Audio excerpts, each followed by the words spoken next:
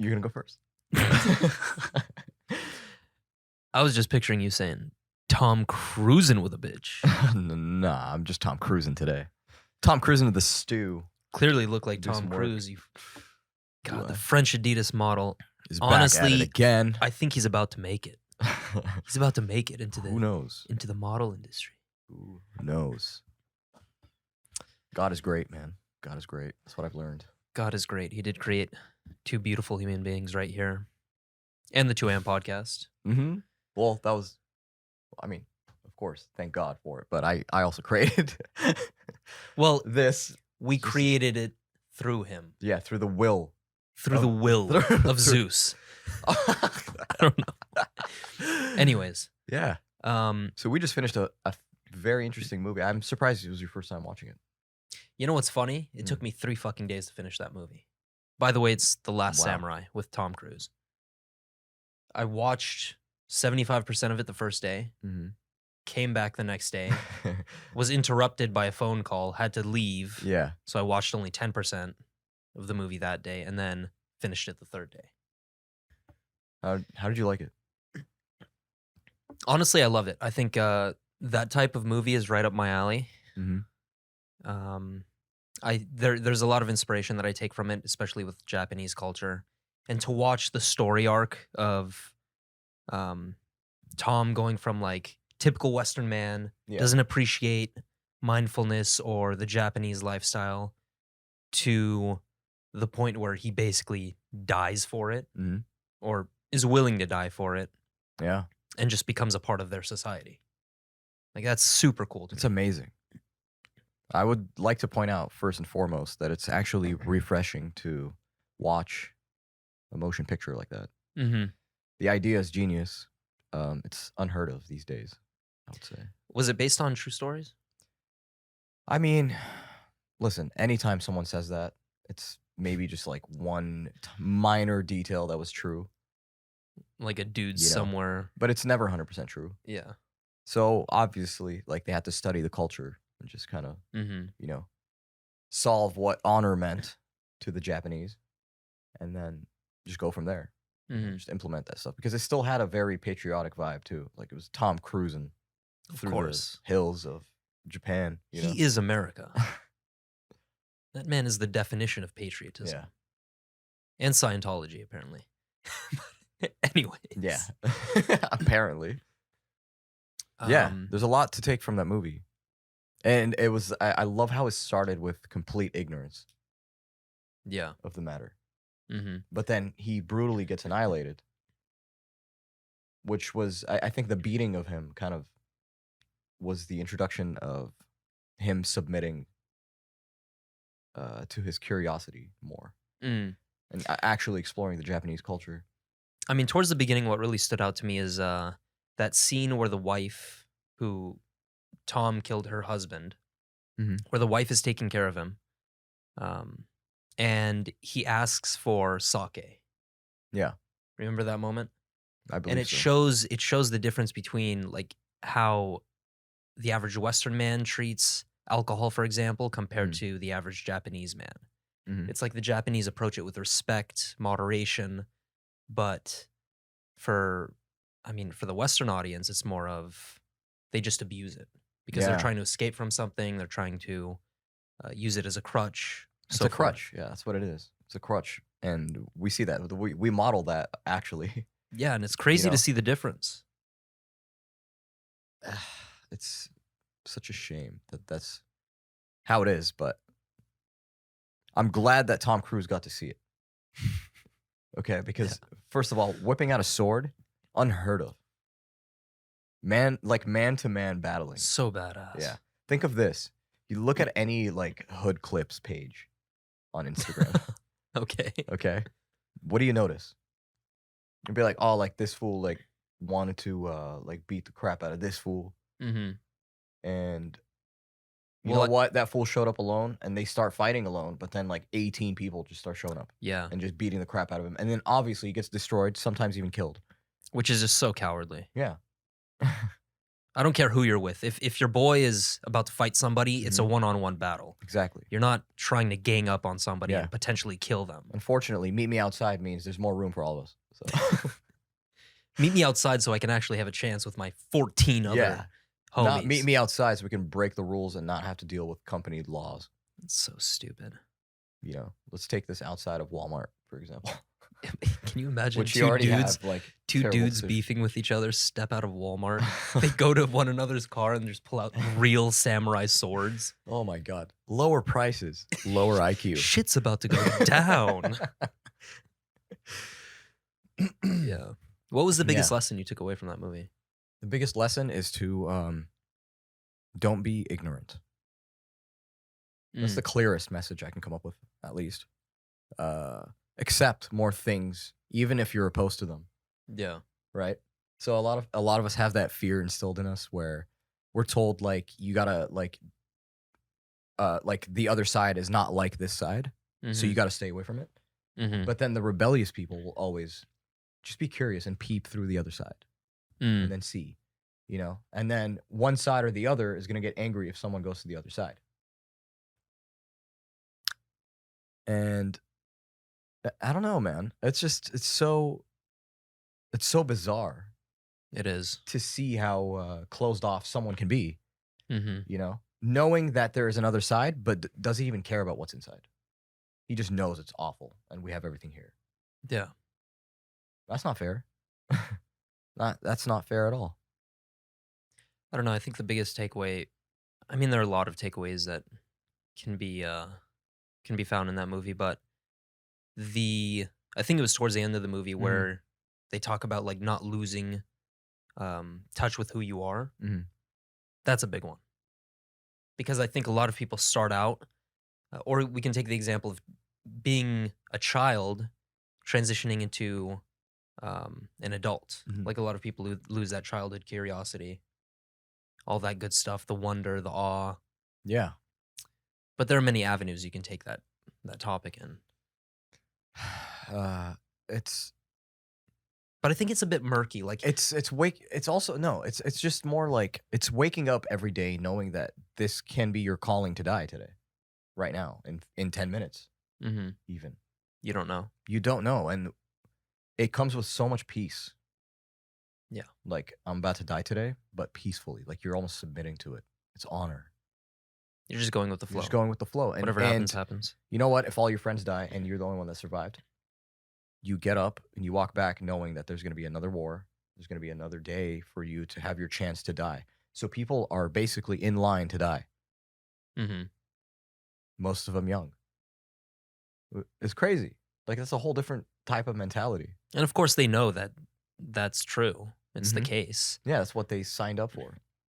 I mean, you don't sign up for the army and expect to not die. Yeah, At least and back then. Yeah, and if you do, it's the National Guard. Like, you just, you know, you get a check, so you act like it. Get a check and work out.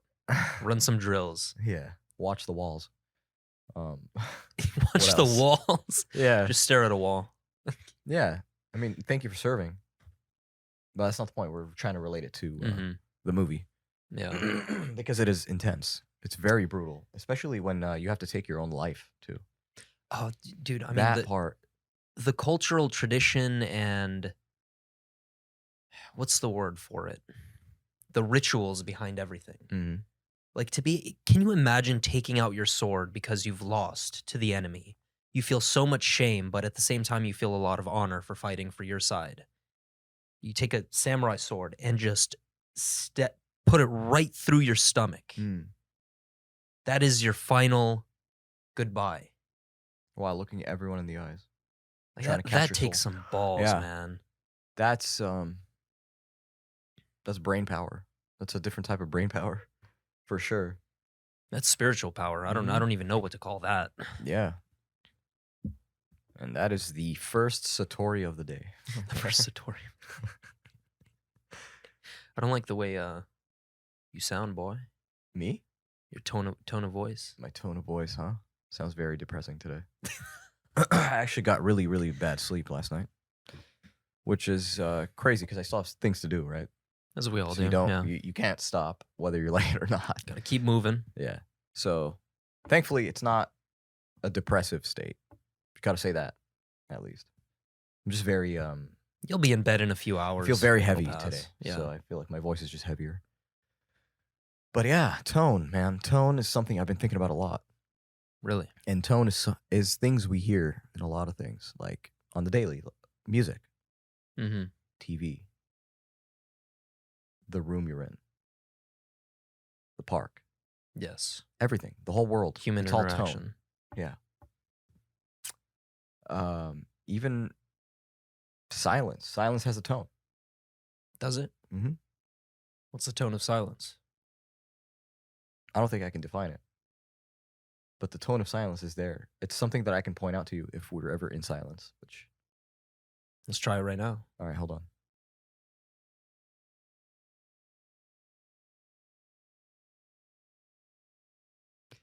How does that feel? I don't know if you can put a tone to silence. Isn't silence the tone You of can. silence? Tone is derived from a feeling. Okay, is that true? Yes. Tone is derived from a feeling. Okay, in that case, I would just say calm. Okay. So when you look at something, it has a color. Mm-hmm. Even if it's black and white, it's still black or white. Yeah. Okay, we have a multitude of colors. And same goes for sound. Mm-hmm. Anything that's audible, it all has a tone. It's the color of the sound. Is Think of it that tone way. is tone more about just picking up on the subtleties, like reading in between the lines? Yeah. I can try to give you an example. Imagine, I'm going to come up with a phrase real quick. Mm-hmm. This phrase. I like acai bowls. Okay. Right? Now, what if you were talking to someone and I interrupted and said, I like acai bowls? It's a very arrogant tone. There you go. Yeah. You can have the same set of words being placed into different tone sets and it will be perceived differently. Mm-hmm. Don't get angry with me, you know? We're getting all defensive, Yeah. bro. I don't care if you like acai. Like, your response is going to change depending on how your receptors just took it. Mm-hmm. Okay, it could be very offensive sometimes. And I don't think people appreciate that too, because it's something that we evolved. Like, we evolved the capacity to do that over millions of years. Like, that's not something that you're just. It looks like you're just. Well, technically, we're just born with it, but Yeah. we had to go through a very long process in order to understand those little details and pick up on those subtleties. Yeah. And tone's going to be different for every language too. For the sake of not having a 13-hour episode, we'll keep it at English. I mean, you can speak Arabic if you want. Yeah, but it's going to have a separate tone. That's the thing. We're going to dive into a different world. Well, actually, speaking of Arabic, that's why I feel like a lot of non-Arab people think Arab people are menacing, like when they speak. Yeah. It's a very aggressive tone. It sounds very aggressive. Like, it's penetrating. We have aggressive letters. Yeah, it sounds like just needles coming out of our mouth, you know? Sounds like we're just going to attack all day. Yeah, but I mean, we have a lot of S's, the khas. Oh my God. The has. That would freak some white people out. The ains, you know? Like all that. The ains. Yeah, like we have some aggressive letters. I'm not going to lie to you. We do. And but like I love it. I love it because I know what it is and I've studied it. So it's kind of of course, it's poetry to me. But like if you take Persians, for example, the way they speak, the Farsi, it's very welcoming, very warm. It's poetic. Yeah. See, that's when it starts becoming dialect. Mm-hmm. Okay, and dialect shapes tone as well. So we have Iraqis too. That's one of my favorite Arabics.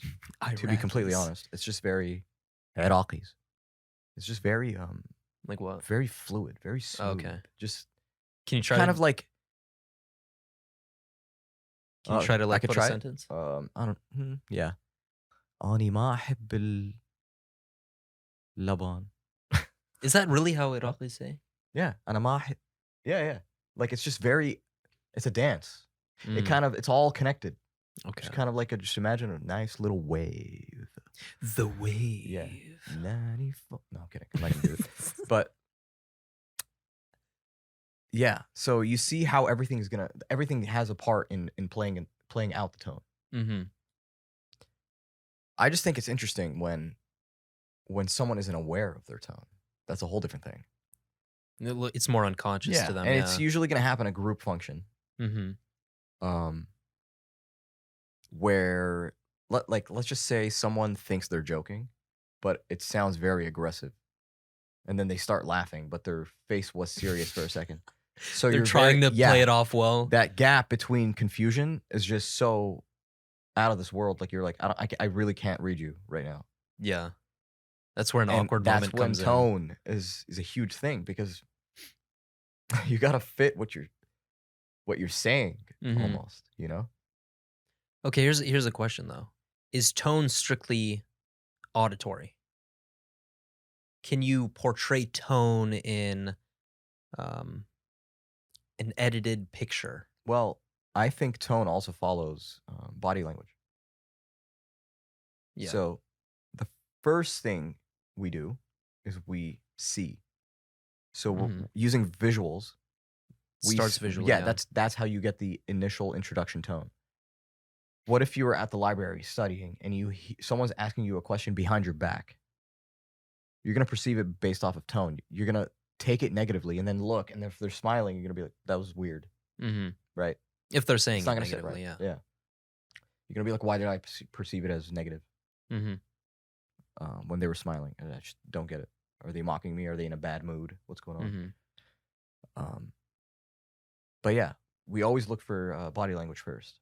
But that also does shape tone, because if you slouch a lot, you'll get to see like a person kind of just like cracks their voice more, or it falls. The confidence isn't there.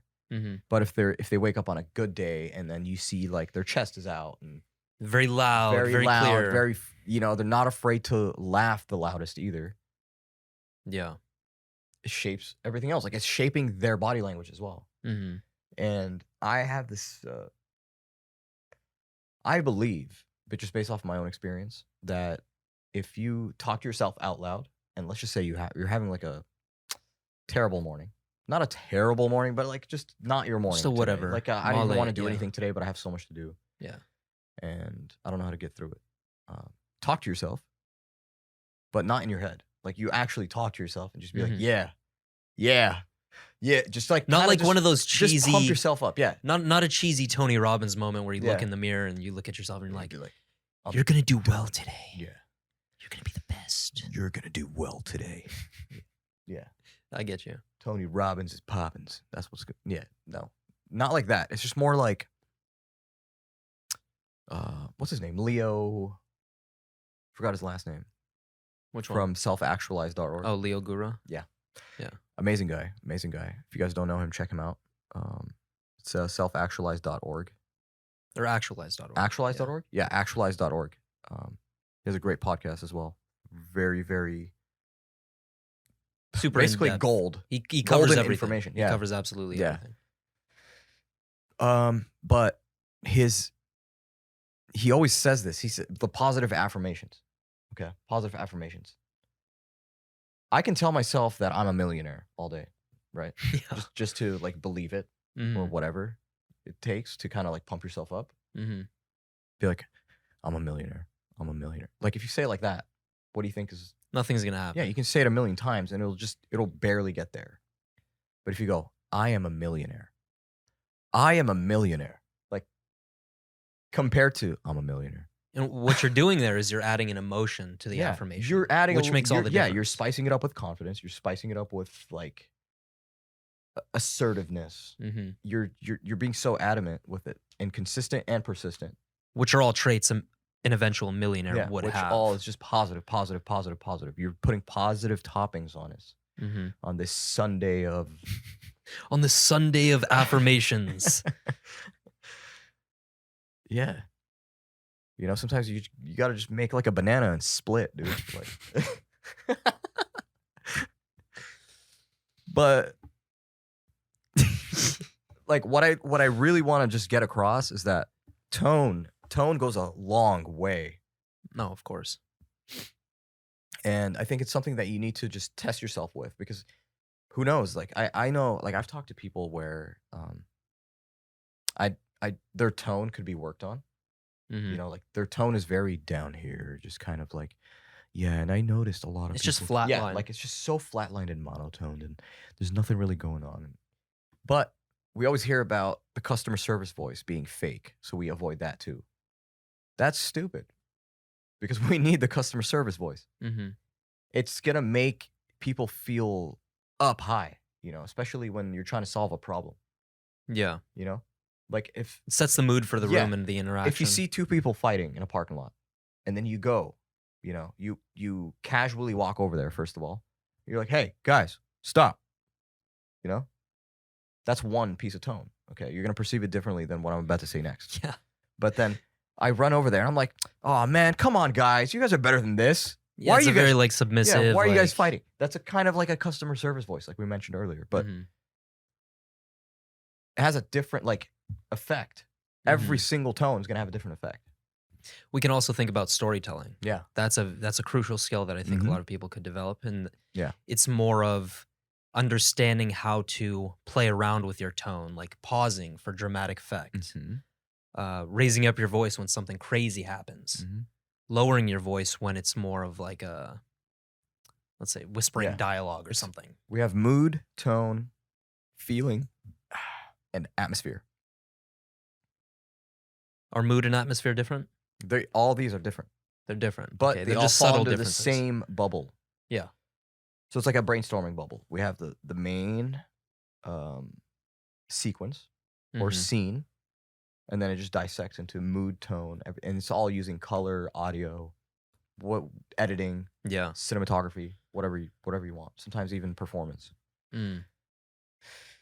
And yeah, that's kind of where I get this from. It's just you realize that we do live life kind of like a movie in a sense. It is a And movie. it is a movie. And I think the faster that you realize that, the more fun and enjoyable it'll be. It'll be more of a ride. Like every day you wake up like, today is a day. Like a day consists of one ride. Mm-hmm. And you get one ride a day for the rest of your life. That's a lot of rides. Yeah. So enjoy it. And it's grounded in the understanding that you're in control. Like you can play around with the mood, you can play around with the environment. Mm-hmm. You That's can why set it up filmmaking's as cool. you want. Yeah. You are creating that Mm-hmm. on your leisure time. Like that's amazing. Yeah. Yeah. Little sidetrack. I have a question for you. Sure. Is ignorance bliss?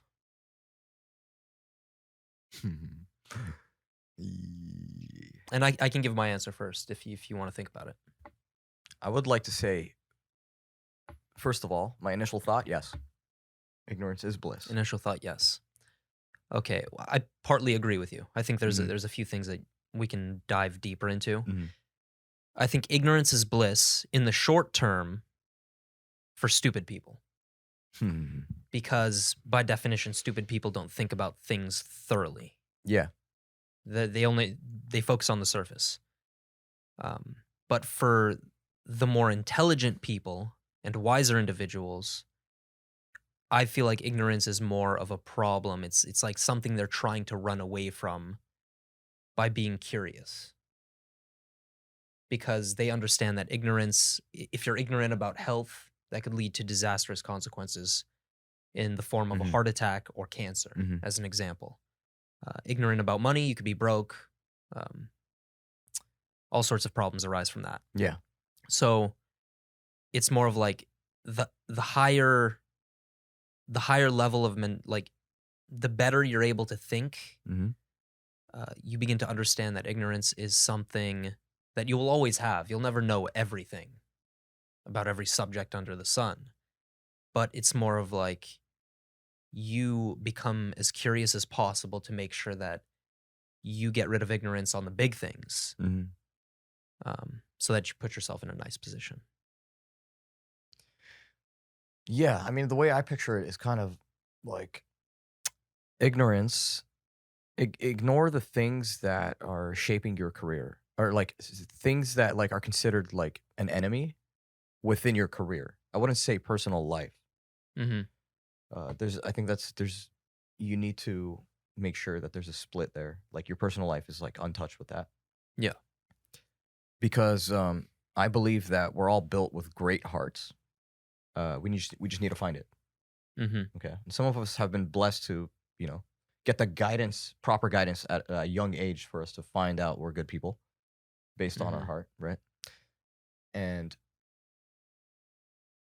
yeah, so I would leave that out. Like I would leave that for personal. But I'm saying like if you are a shark in the business world, okay, there's no greater feeling than having you're gonna need some sort of bliss. And the only bliss you're gonna get within the small windows throughout the day, you're gonna need that. You're gonna need that as much as possible. Mm-hmm. Okay.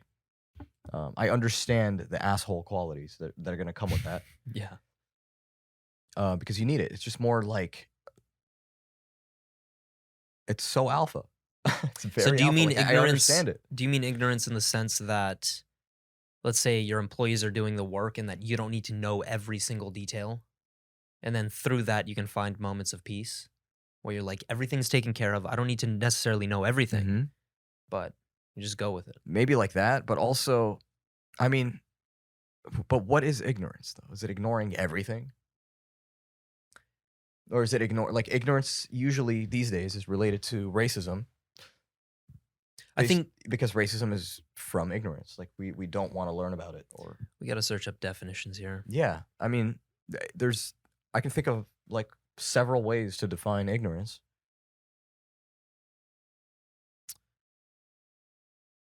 So lack of knowledge, education, or awareness. That's the first definition that popped up. That could also be the definition of stupid, by the way. But but yeah, ignorance. Okay. I mean, you have to. Yeah, so that's why it's linked to racism because it's just more like you have it's the lack of knowledge causing you to come up with misconceptions Mm-hmm. and stereotypes. Yeah, it's that, and then, but I think when you're thinking about racism or, let's say, being very dogmatic about having a bad diet, Mhm.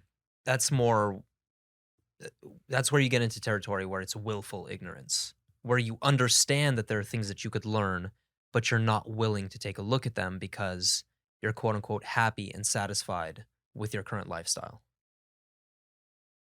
So there's plain ignorance where, like, I'm not an astrophysicist. I don't know shit about physics or Yeah. astronomy. Mhm. But I only focus on myself yeah. and I only focus on whatever's in my peripheral vision. Mhm. Everything else is washed away. I don't care about it. Mm-hmm. That's where I agree in a sense, especially in a building stage. I wouldn't live my entire life motto. That wouldn't be my life motto at all. Like, just ignorance is bliss. Hell yeah. Like, that's what I live by. No. It'd be a very stupid thing to live by. Yeah, which is why I said partially yes, like initially. Yeah. Because I agree, but I also disagree in some parts. Like, it Mhm. just doesn't make sense to be completely ignorant. Which, funny enough, an ignorant mind would usually go with a black and white answer. Like, absolutely yes, absolutely no. They're not Yeah. willing to look at the. Yeah. They don't everything care in about the between. details. I don't care. There's no convincing. There Yeah. literally is no convincing. It's Yeah. just, like you said, black, white. That's Mhm. it. It's like that. Like we're trying to launch the, I don't know, SpaceX, right? And, someone says, hey, by the way, for the lunchroom, and he's like, I don't give a shit. He doesn't even answer. Take half care the of time. it. Yeah. Ignorance is bliss. You know why? He's not even going to attach an emotion to it Yeah. to even make a decision or decipher to get the water boiling for the decision. He doesn't care. I'm trying to Right. land a fucking rocket on Yeah. Mars. I don't care about your lunchroom decision. Yeah. Well, it's just a stupid example, but like still, like I get it. Like, for example, another example, I'm trying to fix the remote for the TV right now. Okay. And then, I don't know, my wife comes up to me and says, hey, did you check out the trash? I'm just going to ignore it. I get it. I get it. Ignore it. Why? Just turn. No, because a person that lives by ignorance is bliss. Mm-hmm. He's not gonna do anything. He's not gonna think about anything until he's done with that remote. Yeah. It's the I very mean, I can see black that. and white decision making. It's Mhm. just very. I want to keep my heart rate at a resting beat for the rest of the day, every day. A constant. Yeah, just a constant flow. rate, just a constant 63 BPM. I'm always. That's why Tom is always cruising, dude. Bro, that man is always cruising. I'll tell you that. You know who else needs to cruise though? Who?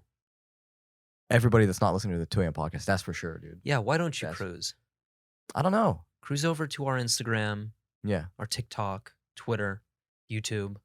Yeah, check us out, guys. We have jokes. We have memes. We got serious stuff going on. I mean, look, this guy looks like Steve Jobs over here. Come How can you on, not guys. take him seriously? Come on. This man's about to innovate the game. I'm about to innovate this whole entire podcast industry, man. That's what's going to happen. That's the goal. Yes, sir. Well, did you have anything you want to touch up on? That's pretty much it. That's pretty much it for today, huh? Yeah. I hope you guys Very like nice. the shorter versions of the podcast episodes. Yeah, we feel like we've actually noticed that everyone has been watching longer duration times Mm-hmm. due to shorter episodes. So, yeah, good for us. Good for Yeah. you guys, too.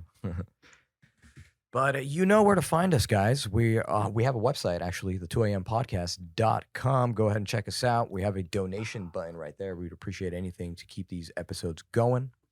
We also have a YouTube channel called the 2am podcast. Check us out there. Instagram, same thing, the 2am podcast. We also have Spotify, Apple Podcasts, Google Pod, and many more. Go check us out. Tell everybody. Thank you again for joining in, and we'll catch you next time. Yes, sir. We love you. Peace.